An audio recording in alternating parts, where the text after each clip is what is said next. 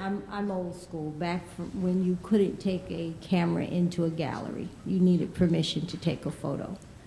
Now anyone who comes into my studio, they want to flip their phone out and take pictures, or also I have friends who post their work as soon as the paint's dry. How do you protect yourself, and also how do you come out of the dark ages, put your images out there feeling secure about that? Interesting enough, there are a few galleries that are migrating back to the no photos.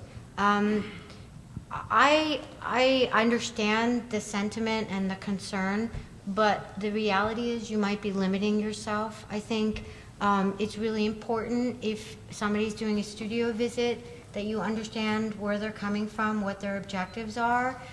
If it's a curator or a dealer, I really think that in general, if they're respectful and they seem to have a good conversation, that's going to be what they're focused on. That's going to help them think about your work. I mean, I look at images at 2 o'clock in the morning thinking about artwork. So limiting that kind of exchange, I think could eventually limit you. So I also think if you're with a gallery or you show at an exhibition like a fair, for instance, the truth is people are going to be taking pictures everywhere. So your object and its creativity, the fact is if you go viral, that's a great thing, you know, and the work itself, you own it. You know, it can't be reproduced theoretically, but there's a balance, and I think some of it is about the people you're engaging in and being cautious and careful about that. And then also just asking if you're working with people that are reproducing things or publishing, just asking for an approval process. Just say, you know, I'd like to preview it before you send it out and approve it formally.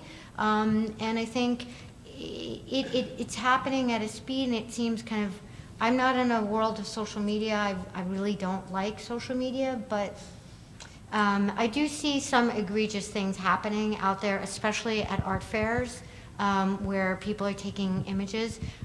You can always ask a dealer to say pictures are prohibited, but you know, there's a balance with that in terms of, you know, helping your brand, your imagery, your vision get out to the real world. And right now, images are the way they are communicating. I know there was a statement earlier about Instagram being used to address the art market as opposed to just the public market. So how do you differentiate between the two? I know that there's a tagging system, but... Well, I think it's about editing yourself. Every artist, whether you're Picasso or, you know, not every work is a great work, you know. Not everybody really wants to see you eat your cheese toast in the morning. Now, if you're a performance art, it might be very strategic that you're releasing an image of you eating your cheese toast because you might be making a statement. So my point is thinking about how galleries brand artists and kind of the aesthetic they use, editing yourself, but also making it accessible to the general public. But Instagram in particular, I think posting the best of your work and being really judicious with yourself and self-editing rather than just throwing it all out there. Because after a while, Instagram creates a brand in and of itself. Curators have even capitalized on, you know, what we expect when we go to a certain curators. Simone de Peri, the auctioneer, you know, he has like thousands and thousands of followers because we know he has a kind of wry humor. So you can brand yourself by editing yourself, and that's kind of my suggestion. Since people seem to be interested in social media, there also is the capacity to watermark your images that you can now do pretty easily at home. And also one should consider what resolution you're posting. Some resolutions are fine to be viewed on screen, but are not capable then to be downloaded and distributed. So that's something that you might want to keep in mind as well. I would say that be very thoughtful about this watermark. If it interrupts the experience, for instance, on Instagram, I'm speaking very specifically, if it interrupts the experience of somebody looking at your work, Unfortunately, people don't even want to go to galleries anymore.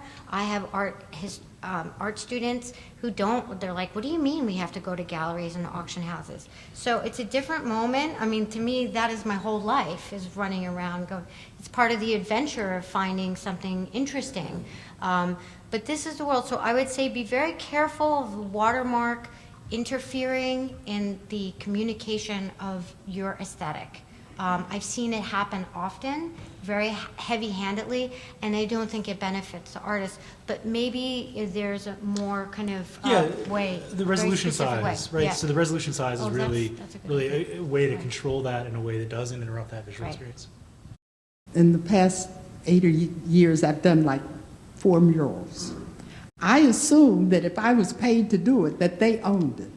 However, that they own it, but you brought up something about mutilation, etc. Now, the third mural that I did, the person who was in charge there was trying to explain to me, or trying to get something in writing that, because it's 2 of them were interior murals, that if they, at any time that the building was sold, et cetera, that the piece of artwork would be protected. Well, I paid it absolutely no attention, see, because I know everything. But what my question now is, I'm in the process of another mural. And in this mural, should I go into it with a contract against the mutilation or destruction of the mural? So I'll take the first part of that question, and then you can take the second part. So the first part of that question is, who owns the rights in your mural? And the answer to that is, you've got to check your paperwork. So works made for hire, where the artist doesn't own copyright in the items, those kinds of arrangements have to be in writing.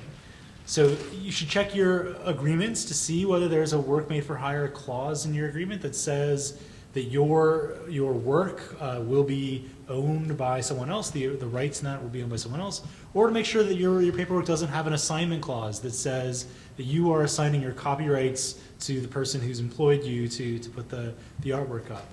That's on the straight copyright side. On the VARA side, there are some other considerations, and if you'd like.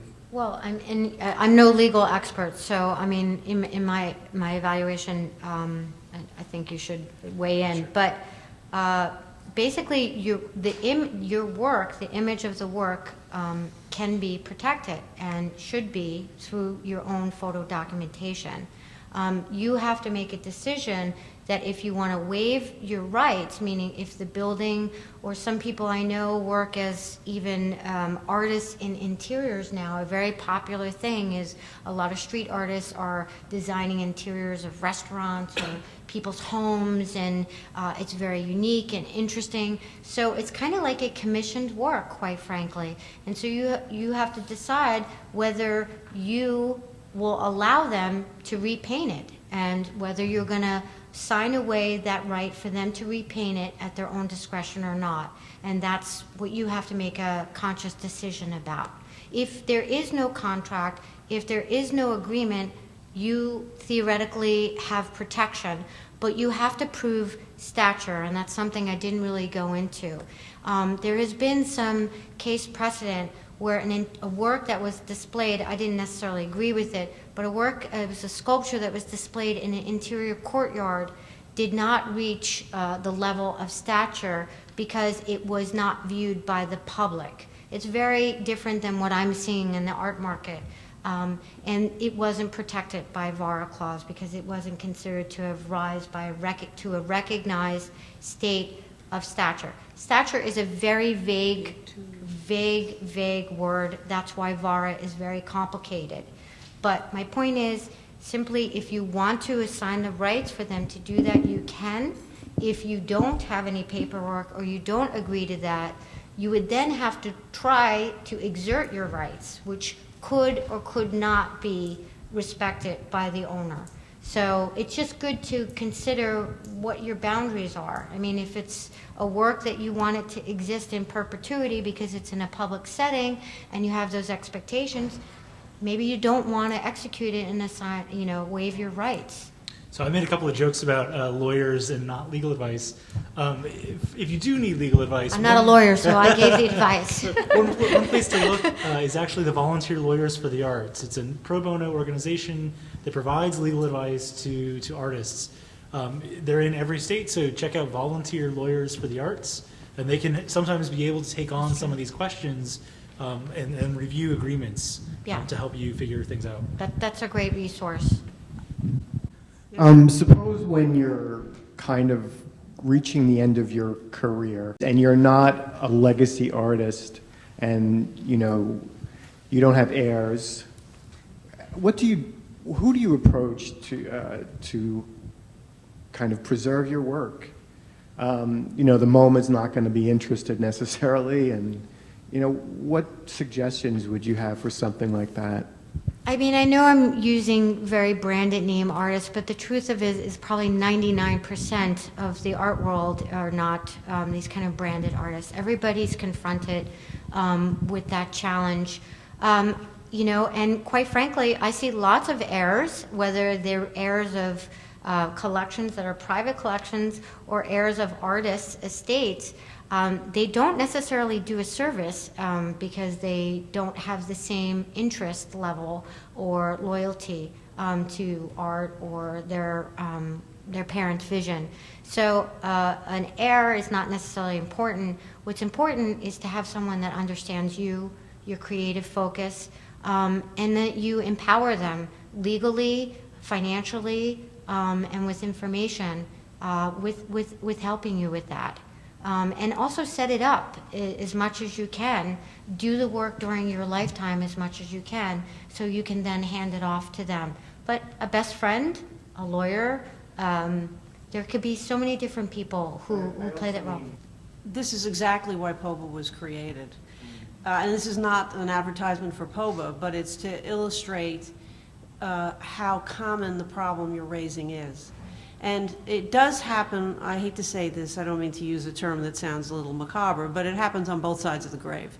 That is, that we've had experiences where, I call it closing the barn door, where an artist, even artists who are well known regionally, who have made a living as artists, but who may not be known nationally, for example, they may not have a big market, they think that writing a will and giving it to somebody is sufficient. And then they close the barn door, somebody inherits it, and that poor sucker has to open the barn door and look at what's left behind. And sometimes it's limited paperwork.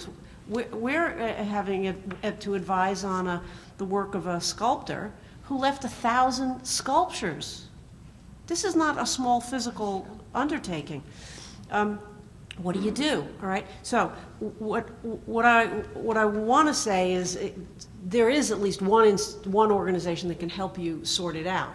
We're not the only ones by any means, but this is specifically why we were doing it. We would approach it by saying, what's the first thing? Whoever the person responsible for what's behind the barn door is, what do you want to do with this?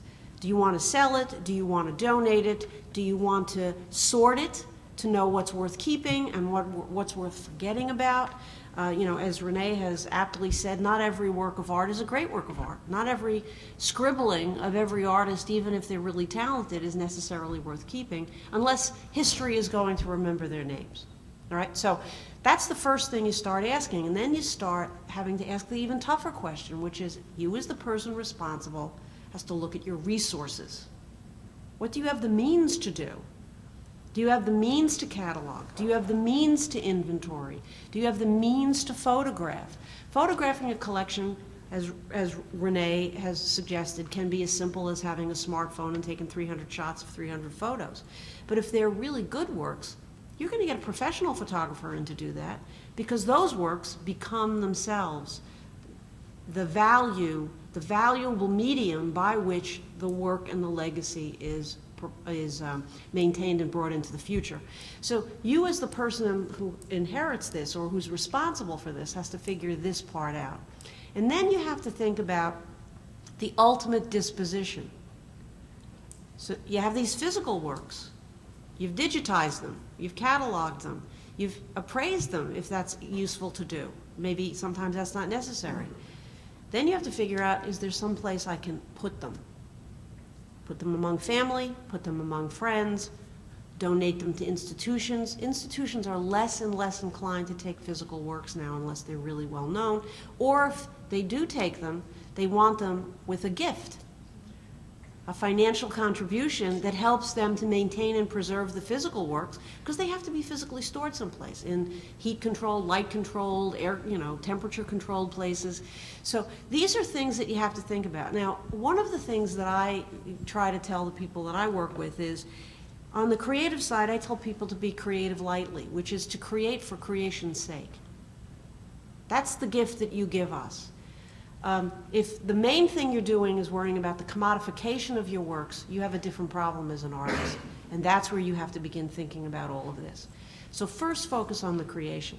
After the creation, it's a great help if during your lifetime you can help people understand the collection you've created and get it organized.